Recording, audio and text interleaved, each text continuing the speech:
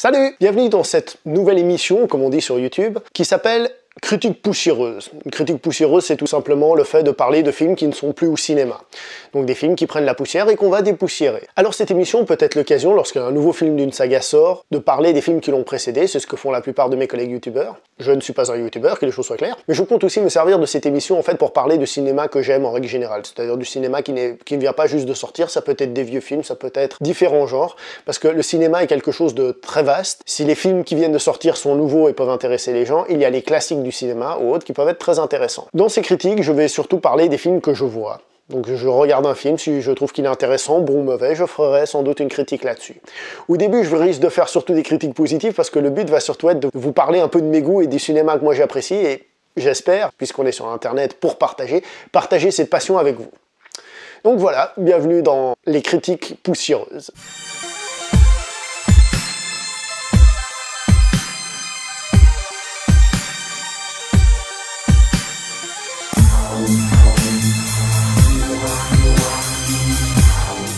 Bonjour à toi, cher spectateur, donc bienvenue pour cette première critique poussiéreuse de l'histoire de la chaîne YouTube. Aujourd'hui, nous allons parler d'un film indien, le film Bahubali, sorti en 2015. Alors, pourquoi est-ce que j'en parle maintenant en fait de ce film? Tout simplement parce que chez nous, en tout cas, dans mon patelin, le 2 août prochain sort le film Bahubali 2, qui est donc la suite et la fin de cette saga. Donc avant de voir le 2, il vaut mieux voir le premier. Il faut savoir que les films indiens, quand ils sortent chez nous, ils restent au cinéma une semaine environ, et il y a à peu près 2 projections dans la semaine. Ce qui veut dire que si tu ne peux pas pour une question d'horaire, tu risques rapidement de rater cette opportunité. Comme le temps que je vois le film et que je fasse une critique dessus, eh ben le film ne sera peut-être plus au cinéma, et qui plus est, comme je n'avais pas vu le premier, et que généralement c'est utile de voir le premier avant de voir le deuxième, je me suis dit qu'il était temps de faire une critique poussiéreuse pour parler de ce film, et j'espère vous guidera aussi dans votre choix d'aller voir le numéro 2 ou non. Comme pour les critiques en post-projection, je commence par donner une note au film, et cette note sera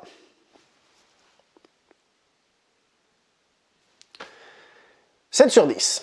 Donc nous parlons ici d'un film indien Bollywood. À savoir que tout le cinéma indien n'est pas à Bollywood. Il y a aussi par exemple Kollywood. Je vais me permettre d'ailleurs de vous montrer un petit quelque chose. Pour vous montrer la différence, ce film-ci, Ganjani, est le remake bollywoodien d'un film de Kollywood. J'avoue que je ne suis pas un expert dans les autres industries du cinéma indien, celle que je connais le plus, celle que tout le monde connaît le plus, à savoir Bollywood. J'avoue que là-dessus, je ne suis pas le plus calé des gens. Alors, commençons par parler de notre film du jour, donc Bahubali. Cette fois-ci, j'arrive à le prononcer. Comme souvent les films indiens, j'arrive jamais à prononcer le nom avant d'avoir vu le film. Alors oui, c'est un film indien. C'est kitsch, c'est coloré, et il y a de la musique. Mais bon, se plaindre de ça, c'est un peu comme regarder un western et se plaindre qu'il y ait des cow-boys et des chevaux. Il faut savoir ce qu'on regarde dans la vie. Les effets spéciaux par ordinateur ont beaucoup progressé ces derniers temps. On se souvient des super grosses batailles que nous a offert Le Seigneur des Anneaux et des films qui ont découlé, tels que le film 3 ou encore Kingdom of Heaven, qui sont pour moi des films tout à fait intéressants. Et cette révolution informatique est finalement arrivée dans les plus petites industries, plus petites dans le sens budget, pas dans le sens production de cinéma, de films. Que ce soit le cinéma chinois, Hong Kong ou le cinéma indien, comme c'est le cas aujourd'hui, cette industrie a permis à ces films de devenir grandioses. Nous avons eu le droit à des énormes batailles, comme je disais, inspirées du Seigneur des Anneaux. C'est ainsi qu'on a eu le droit à l'arrivée de films épiques, de films de guerre, que ces cinémas ne pouvaient pas se permettre. En Chine, je pense par exemple au fameux Red Cliff, Les Trois Royaumes, réalisé par John Woo. Donc pour revenir à notre film du jour, le film du jour est donc un film épique à grosse bagarre. C'est même un film de fantasy, on peut le qualifier de fantasy parce qu'il se passe dans un monde qui n'existe pas. Au début, on nous précise bien que les personnes, etc. sont purement fictives. D'ailleurs, il suffit de voir les actions des personnages pour se rendre compte qu'on est dans un monde qui ne correspond pas tout à fait aux normes classiques. Je prends par exemple le personnage principal qui se casse la gueule littéralement dans une chute d'eau qui doit faire, je sais pas moi, 500 mètres de haut, et puis bon, non, c'est juste il a glissé, c'est bon, c'est pas grave. Hein. Je veux dire, nous, on serait tous morts, mais pour lui, c'est pas grave.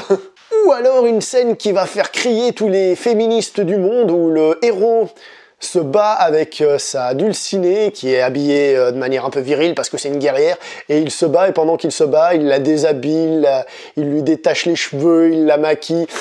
Bref, c'est un peu limite d'un point de vue, d'ailleurs moi je la trouve plus mignonne en mode guerrière, mais voilà.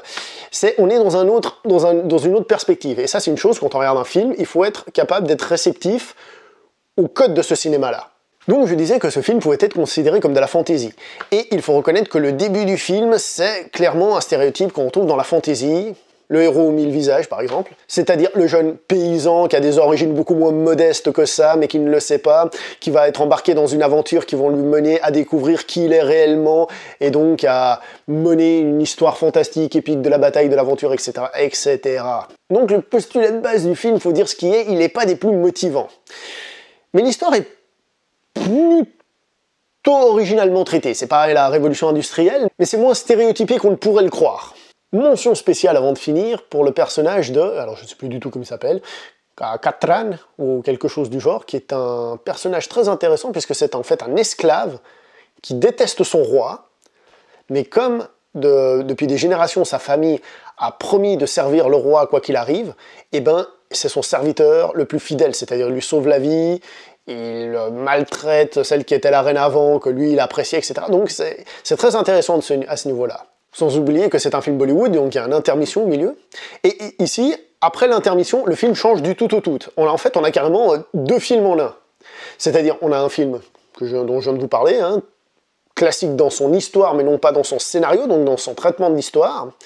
Et on a une deuxième partie qui, en fait, on va dire, c'est le préquel. On a deux films en un, on a le film et son préquel en même temps, ça c'est pas mal.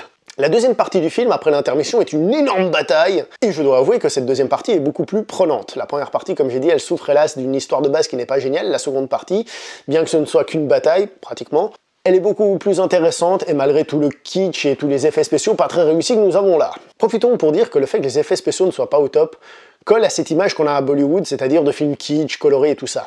Mais c'est pas une raison quand même pour ne pas les améliorer avec le temps. Alors, c'est bien connu, à Bollywood, ça chante, ça danse tout le temps, tout le temps, tout le temps. C'est pas tout à fait vrai. Alors moi, je suis plutôt fan de ce genre de cinéma où ça chante et ça danse. J'ai découvert le cinéma Bollywood par des comédies romantiques que j'aime beaucoup, que je considère comme les meilleures comédies musicales et sans doute les meilleures comédies romantiques du monde, qui sont très très fortes niveau en émotion et tout ça. Moi, ça me touche complètement. Mais depuis certains films, alors je suis pas un expert en cinéma indien, mais les quelques films que j'ai vus plus récents, le premier où j'ai vu la chose dont je vais parler, c'est le film My Name is Khan. Après, j'ai vu aussi ça dans le film Mohenjo-daro, qui sont des films, comme dans Bahubali, qui sont des films dans lesquels on dirait que le film veut être une comédie musicale, mais il n'ose pas. C'est-à-dire, il y a de la musique qui accompagne tout, il y a des moments légèrement chantés. Dans Mohenjo-daro, comme dans Bahubali, il y a un vrai passage comédie musicale pure, mais il est très court, et c'est genre, on a envie, mais on veut pas. C'est un peu bizarre, on dirait que le film veut être une comédie musicale, mais qu'il a peur de le devenir, comme s'il n'osait pas, comme si c'était interdit. C'est un peu particulier ce qu'on voit là. Donc il y a toujours de la musique, il y a toujours tout, mais il n'y a pas ces mouvements de danse où tout le monde fait une chorégraphie en même temps, ça il n'y a plus. Ce qui pour moi est un petit peu dommage, mais c'est un point de vue personnel. D'ailleurs, les musiques, je dois avouer qu'elles sont très décevantes dans ce film. Enfin, pour un Bollywood, je veux dire, les grands classiques que je vois, enfin les grands classiques, les films que j'avais vus avant, qui sont devenus plus ou moins des classiques avec le temps, ils avaient cette capacité à faire que, à la fin du film, on chantonnait la chanson principale, mais pendant toute la journée, voire pendant plusieurs jours. Et même s'ils avaient des noms très compliqués, ces films, parce que les films indiens gardent souvent leur nom d'origine, et ben à la sortie du film, on n'arrêtait pas de chantonner, on connaissait le nom du film par cœur et on était à fond dedans. Dans celui-là, les musiques, ben, je vous avoue que, personnellement, il n'y en a aucune qui m'a marqué. Je pourrais rien vous chantonner du film, rien du tout. Même Mohenjo-daro, avec lequel je compare ce film, parce que c'était aussi un film en costume d'époque, avait une scène, comme je vous disais, musicale, et la musique de cette scène m'est restée. Alors que dans celui-là, rien du tout. Vous voulez que je vous la chantonne? Hors de question. Mohenjo, Mohenjo, Mohenjo-daro. Plus jamais. Alors, parler des acteurs et des scènes de bagarre, c'est un peu compliqué parce qu'on est toujours dans cette atmosphère kitsch à la Bollywood, qui certaines personnes seront imperméables, d'autres adorent. Les acteurs, bah, d'une certaine manière, surjouent, mais ça colle parfaitement. Les scènes d'action, aussi, sont exagérées, mais ça colle parfaitement. Alors, qu'est-ce que je pense de ce film au final? Bon, vous avez déjà vu la note, hein, donc je suis en fait en train de tricher. Je vous dirais que c'est un plaisir coupable. Un peu à la façon d'un Fast and Furious, vous voyez. Fast and Furious, c'est des films, on les regarde, on se dit c'est pas crédible, c'est con, c'est débile, mais on a pris notre pied. Bah, ce film, c'est un peu ça, c'est-à-dire c'est kitschissime à souhait, l'histoire, on l'a vue, revue, même si elle a un traitement un peu différent qui rend ça un peu moins lourd. Mais c'est des films qu'on n'en voit pas souvent, des films comme seule l'industrie du cinéma indien ose les faire, et finalement, moi je suis dedans. Je dois avouer que c'est un peu compliqué. Alors, j'avoue aussi que si on prenait que la première partie du film, j'aurais peut-être pas été tenté par aller voir le 2. Par contre, avec cette deuxième partie, qui a de l'énergie, où ça se bat et tout, et ben j'avoue que ouais, du coup je suis sorti avec une énergie positive du film en me disant tiens le 2 je dirais pas non. Le 2 non, du coup j'irai le voir avec intérêt.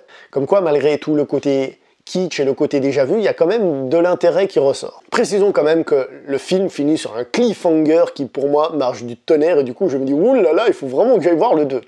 Donc au final, pour résumer le résumé, c'est un film qui est imparfait. Si on est réceptif au cinéma de Bollywood, pourquoi pas, et qui a 2-3 qualités d'énergie qui donnent envie d'aller voir le deuxième film quand il sortira. Pas le film de l'année, pas le film du siècle, pas le film du mois, peut-être le film de la semaine si c'est le seul que vous regardez. C'est divertissant, et finalement c'est quand même le but premier du cinéma. Bon bah voilà, c'est tout pour aujourd'hui, j'espère vous revoir dans une prochaine vidéo. Alors sur ce, je vous dis à la prochaine, hasta la vista, ciao.